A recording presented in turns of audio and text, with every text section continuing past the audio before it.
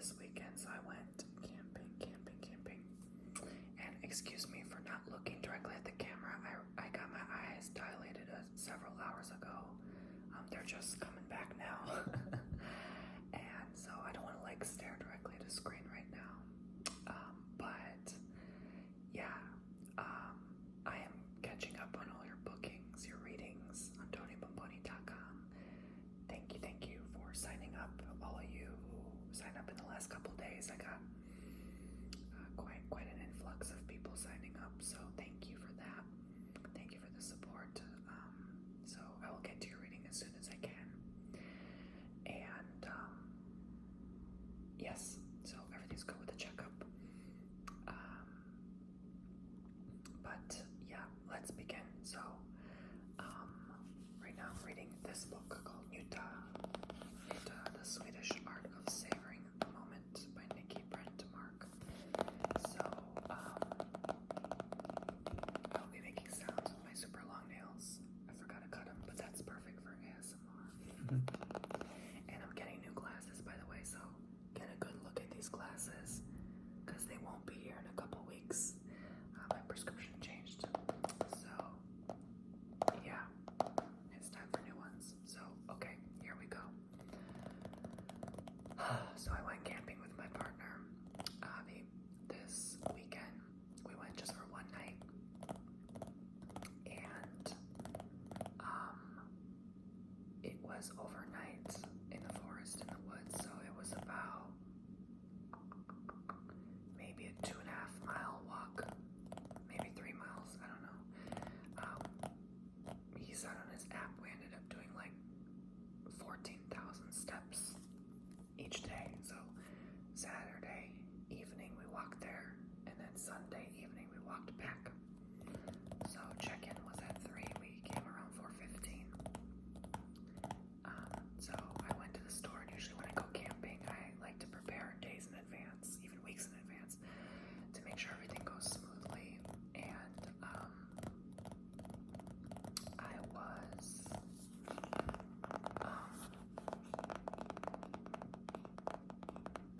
going to the store to get like food, water, and ice for the cooler, right?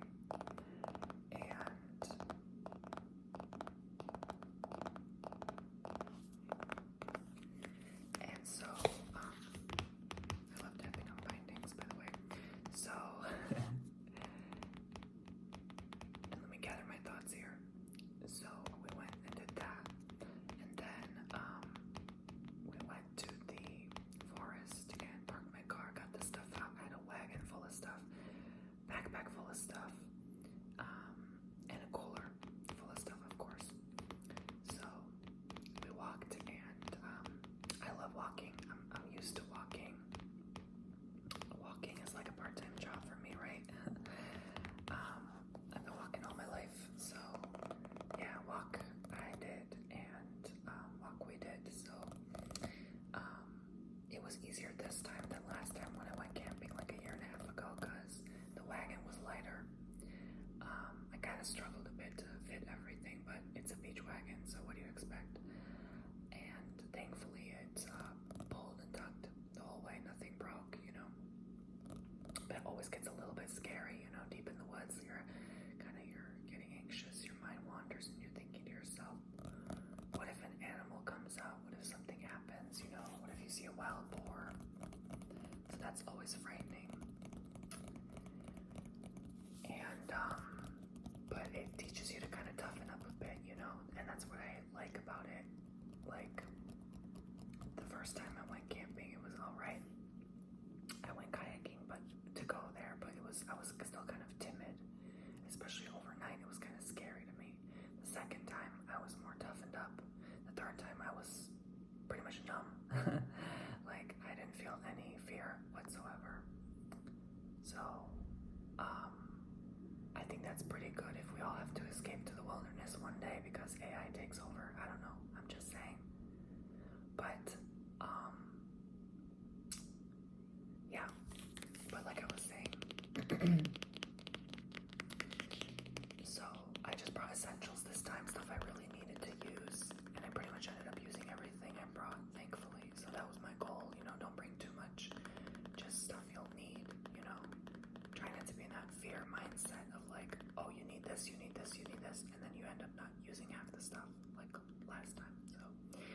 there's just so much stuff to drag. Like, my partner has very muscular legs. He has very nice legs, by the way. Very muscular. I've never seen more muscular legs in my life. And, so it makes it hard for him to walk because muscle is very heavy. So his feet kind of sink in the soil or the sand because some parts are like kind of like mushy, muddy, or sand. You know, it depends if it rains or not. Speaking of rain, I'll get to that part soon, guys. Oh my gosh. I'm just getting started here on my story time. My air conditioner's running, so sorry about that. But I tap in the bookmark a bit, maybe just a page one. Okay, I'll do the bookmark first. It's a pretty bookmark. He actually gave it to me. It's so beautiful. But anyway, Lord have mercy, guys. I might have to actually do soft spoken because, like, the air conditioner is very loud. So I'll do a low soft spoken. Oh my god, I sound like a drag queen. Whoa. It's because I woke up from a nap, guys. Literally. Okay, anyway. So, basically, I, did the walk fine. He needed, I guess, more breaks and stuff because it's his first time, like, camping without doing, like, a drive-in campsite, you know? Glamping, as they call it. And, so it was okay. The weather was cloudy, thankfully, so it wasn't too bad. But it was still hot, you know? The bugs started getting on us, so we had to use, you know, bug spray and stuff like that. SPF, you know, so it don't burn up. I started feeling a little burning on my neck, but it wasn't too bad. You know, I live in Florida, going on 10 years now, soon. Next year, so early next year. So, I'm pretty used to the sun by now. But, nonetheless, we made it to the campsite. It felt like in 1 hour. Like, it felt so fast. I don't know what happened. We are fast walkers, you know. We just walk fast, okay? So we made it in record speed, record time. I was floored. I thought it would have taken like 2 hours. No, it took like an hour and a half, I think. So it just felt like an hour though. It was so fast. So there's a bench about halfway, which allows you to take a break, thankfully. But not many shaded areas because this time of year the sun's almost directly overhead and the pine trees are pretty far apart, so not much shade. We saw 2 tortoises doing it, getting it on, mating during, I guess, their mating season, I suppose. So that, I've never seen that, so that was a first. And, you know, sparse, but few birds. I don't really see birds as I used to nowadays. But, what else do we see? I saw a snake, so we have black racers here. And they're more afraid of you than you them, but still, they will come up to you if you mess with them. Trust me, lesson learned. And that was about it. Then we get to the site, which is a river campsite. So I'm always partially nervous someone's going to be an a-hole, basically, and stay at the campsite without reserving and mess with our reservation because no one's there to check. You just walk. There's no park ranger there. There's not. It's all pure wilderness, and there's like 5 different campsites, I think. It's a pretty small forest, but on foot it's huge. So we make it to the water, right? And I'm enjoying the view, the weather, and stuff like that. Trying to stay off my phone, you know, when I do camping in nature. I like to spend as much time for my cell phone as possible. And, you know, I love it. I love that place. It's like a special place to me in my heart. Ever since I first laid eyes on it, I fell in love with it, right? We all have that place, you know what I'm saying? So, we get there, I'm preparing the tent, right? Like normal, like usual. Do that first. I'm about to start cooking, and guess what happens, y'all? It starts raining. And this is what I was afraid of. I actually almost canceled my reservation because of the rain. Because I've never dealt with like staying out in the rain in the wilderness in a tent. Like, yeah. So I was like not mentally prepared to deal with that. Didn't know what to do if there was lightning, honestly. There's trees everywhere, so it's terrifying. I've definitely seen a few trees burned down from lightning. So I didn't know what to do. I just quickly got as many things as I could inside the tent and just mentally prayed. I prayed before we came there, and it started pouring so hard. We just barely make it in the tent, and this rain goes whoosh.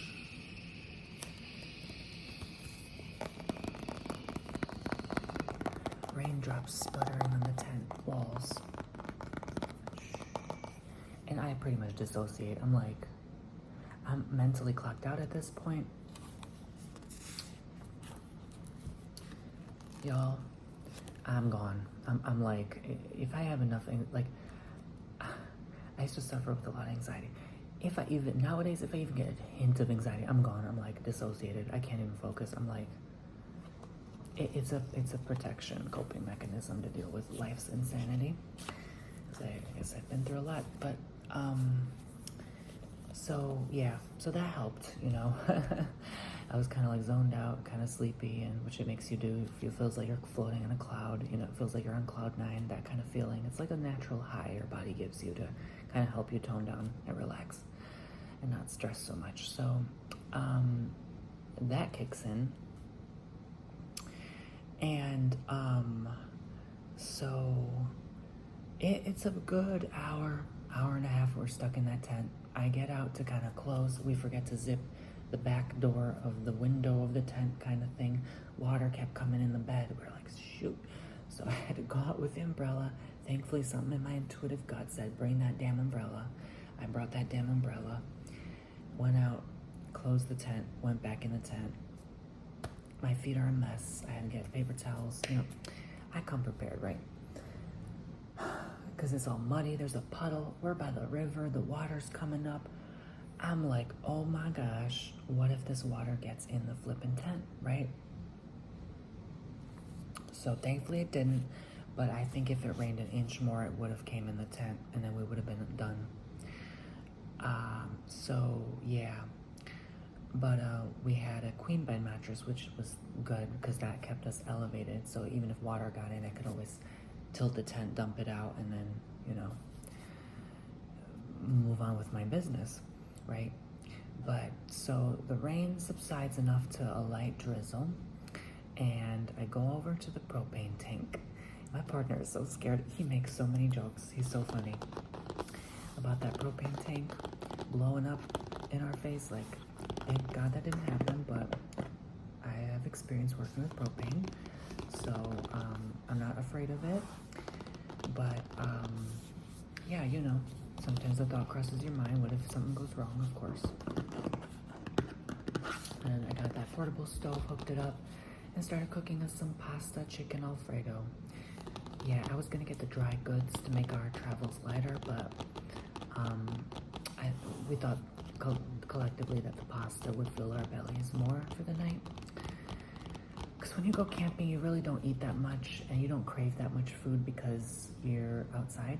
And when you're outside, somehow the sunlight helps you absorb your vitamins, and you know, the exercise, it just doesn't make you crave the food like that for some reason. And you get so worn out and tired, you're not really, your digestive system is kind of in survival mode, fight or flight, you know, that sort of thing. So you're not thinking about food, you're thinking about survival. So it's kind of like that. But I did bring snacks aplenty. By the way, these are the new dog wipes. I don't really like them. I mean, it's convenient to just whip them out. If you're listening, Vibrant Life, switch back to the old, at least offer this and the blue wipes if you can. Don't just offer now these. I know these are probably more environmentally friendly, but I don't know. It's just a nuisance to have to put them through the plastic. Anyway, so moving on. I've been buying these for years, so I'm kind of complaining about them. But anyway, so, where was I? Train of thought gone, right? So I barely just make it. It's getting so dark. Like it's 8 o'clock. The sun is gone long ago. It's getting so dark. Like we can almost hardly see. By the time we finish our meal, I warm us some tea, right? No, I start the fire, right? I start the fire. And thankfully I timed everything perfectly with the rain as well, and that, helps lower any potential anxiety within you, because, it's in our gut blood. I don't think people realize that caveman gene never left us, If you are out in nature, honey child, you're gonna start that fire before it gets dark, baby. I don't care how bougie you are. If you live in upscale Manhattan, honey, if you are in the wilderness, you are going to do what it takes to start that MFing fire before it gets MFing dark outside. Okay, I'm going to switch back to a whisper. Let me tell you, that gene never left us. Okay? Okay.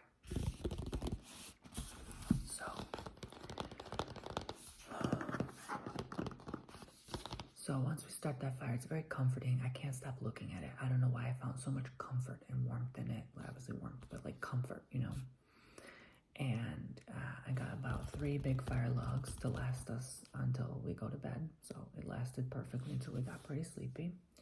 And if you look at a fire, it also makes you sleepy. It helps you wind down for the day instead of staring at the phone, so that was nice. If only we could do that every night, right? Truthfully speaking. But after that, I warmed up some tea. And let me tell you, I was so grateful the water subsided, the puddles started subsiding, the rain was gone, the clouds started parting ways until we saw the starry night sky, and it was beautiful. But there was still some hint of light pollution in the distance on both ends, because where I live, I guess it was just like a forest, and then like in the middle of like a city. Sounds like New York, I know, but it's not really like that. It's just more in the distance. There were hardly any boats going by for a spring break and a weekend, but it was still very peaceful, yeah. And there's a pier there, so it's nice to see the water at night and, look for any alligators that may be lurking by.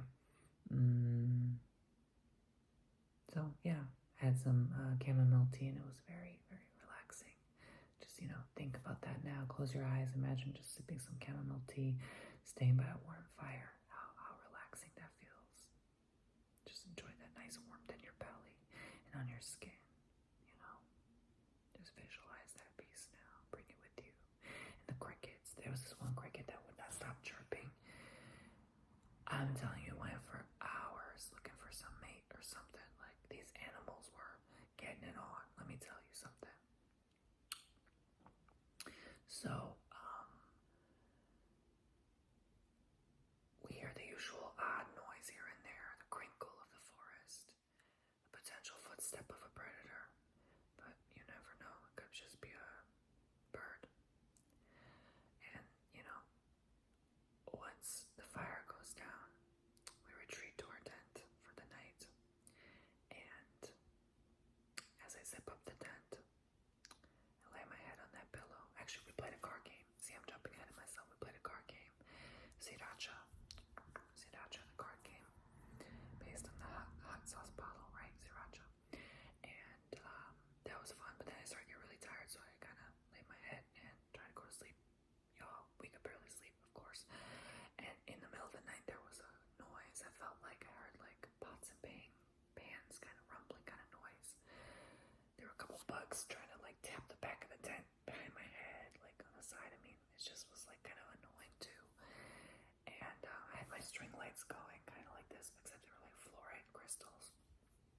And I dimmed them while we were getting sleepier to kind of help the eyes relax and prepare for rest. But yeah, I just really couldn't rest like that very well. It's always creepy to kind of sleep in the forest, it'd probably be creepier to do it alone for sure. But I keep hearing this animal come back and forth rustling. My partner said it sounded like human footsteps.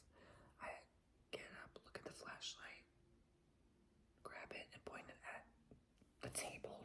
I can't see anything. I do it a few times until I see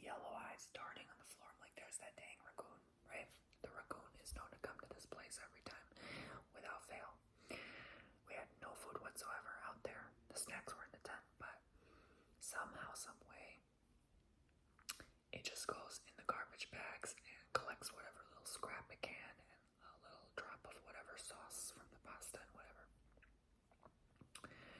So,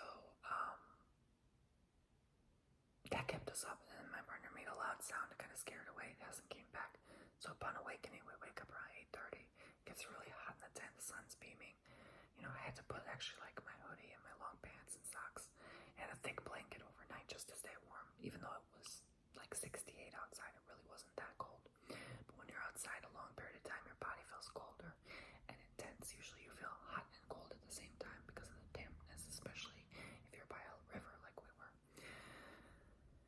Something about the cold and moisture, the humidity that does that. So I wake up surprisingly not tired, not fatigued, not nauseous like I usually would be if I was in that camping situation and not having any sleep or losing a substantial amount of rest.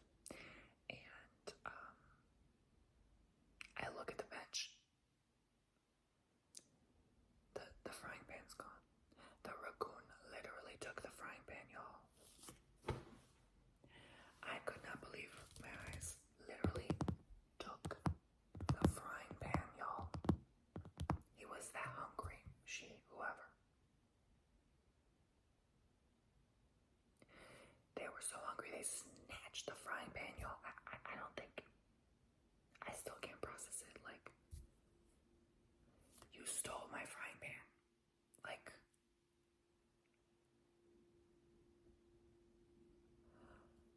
oh my gosh. So, yeah, that was pretty weird and upsetting, but yeah.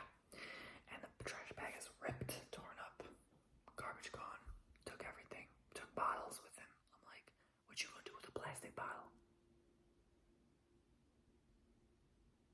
This thing must have been hungry. It might have been an entity, who knows what game. I was like, okay, thank God nothing else was missing. We still managed to warm our tea in the morning and then bounce. We got a nice, good last view of the pier. And another thing, before we bounce, we noticed when we first come, someone had put the whole bench. There were two large benches, picnic benches. One of them was moved to the pier. I'm like, how the heck did they manage to move it along that thin pier and put it at the end of the pier? I'm like, that was very inconsiderate and rude, because we were going to use that to sit around the campfire because we had not brought any camping chairs. But two, like, what the hell? There are a lot of drunk people that come on these trips, so yeah, they act crazy. Sometimes they leave behind crazy things. I was glad they left behind like a poker for the fire this time, and there was also a fish hook for fishing, like a bait. But then the raccoon took the bait too. I was like, what kind of creature was this? Maybe it was a person, who knows? But y'all, we saw someone when we first got to the campsite. I forgot to mention this part. We saw someone just standing there. My partner, I looked at him like fiercely. He don't play, right? And he quickly turned away, but he was just standing there for literally half an hour. It was so creepy. I'm like, what is he doing here? And then he finally moved with like someone else and walked past our campsite. I was like, this is so weird. Like, why would you just stand there? He was like maybe a couple 100 feet away. But he was just standing and looking. I was like, this is so weird. I hope he doesn't come in the middle of the night and try something funny. Maybe he's the one who took the frying pan. Now I come to think of it. Maybe he found us rude. I don't know. But anyways, ciao. And then these people come on a boat. Every time I go, there's, especially the weekend, someone always has to come on a boat and just be like, can I use the bathroom? These people didn't even ask. At least the people prior asked. These people were like, hi, how are y'all doing? Drinks in hand, beers in hand, 10 o'clock in the morning. And they just walked away with their dog. I was like, y'all didn't even ask if you go walk here. We're reserving this campsite, We paid for it online and you're just walking over it like nothing, okay? And parking your boat on our dock, okay? Okay? So this was at checkout, right? Right before, a couple hours before checkout. Checkout's at 1, we were checking out around 11.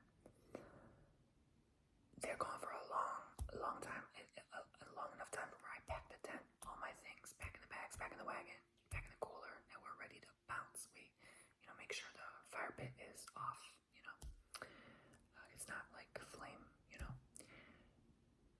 trash. And so right when we're about to leave, they come back and like, sorry, my memory was full. So they come back. I'm finishing my story now. I didn't expect it to be this long. They come back and like, oh, I thought y'all were gonna make us breakfast. What kind of weirdos? I mean, I know they were joking, but I was like, are you kidding me? Like, you rudely come, not even asking for permission to come here. And like, I was using the restroom earlier, like half an hour before they landed on the pier rudely. Like, if they had seen me, like they walked in the same direction I went to use the bathroom. There's no bathroom in whatsoever there. Nowhere to wash your hands. Like, we had to use like wipes and stuff, so hand sanitizer spray. So they could have seen me dookie. So that's awkward, but I'm glad nothing happened. They were being polite, talking to my partner. I didn't want to. Look, I don't talk to strangers like that, so I couldn't be bothered. I was just minding my business, fixing up the tent, back in the bag, right? I was struggling with that. Thank you, have a nice day, okay? So they go off, go back to their boat and leave, thank God, okay? So that was weird. Them, the raccoon, the creepy standing guy, and the rain. 4 weird things happened on this trip. That's all I wanted to say. That was my story time. Thank y'all for watching. I hope you enjoyed as much as I enjoy filming for you. And I'll go off and continue, I guess, maybe uploading this later. I'm trying to get this live today on Monday because I don't have a video for today. I just want to end the month strong, you know. Thank you guys so much for the support, and thank you for subscribing. And again, if you enjoy this and you want more content from me, check me out on TonyBomboni.com. And I will see you all very, very soon. Bye, guys.